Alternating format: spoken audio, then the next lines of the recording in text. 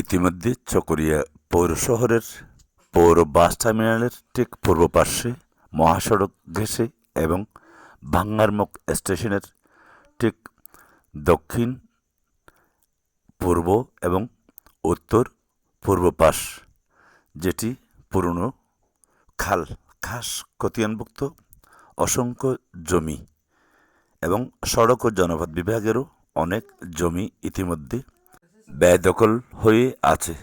যেসব অর্থাৎ যেটুকু জমি বর্তমানে অবশিষ্ট তাও দখলের পায়তারায় রয়েছে বিশাল আকারের শক্তিশালী ভূমিদস্যু সিন্ডিকেট, যারা রাজনৈতিক বলয়ে এই উপরোক্ত জমিগুলো, যেটি পরিবেশ বান্ধব চকরিয়ার ঐতিহ্যে নির্ভরতা, দখল হওয়ার পথেই রয়েছে।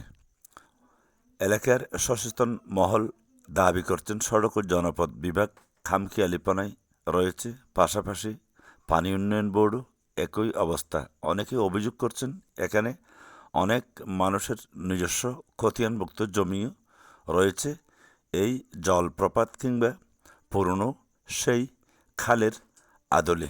যেটুকু আছে তা রক্ষণাবেক্ষণে চকরিয়া উপজেলা প্রশাসনের হস্তক্ষেপ চাইছে এলাকাবাসী।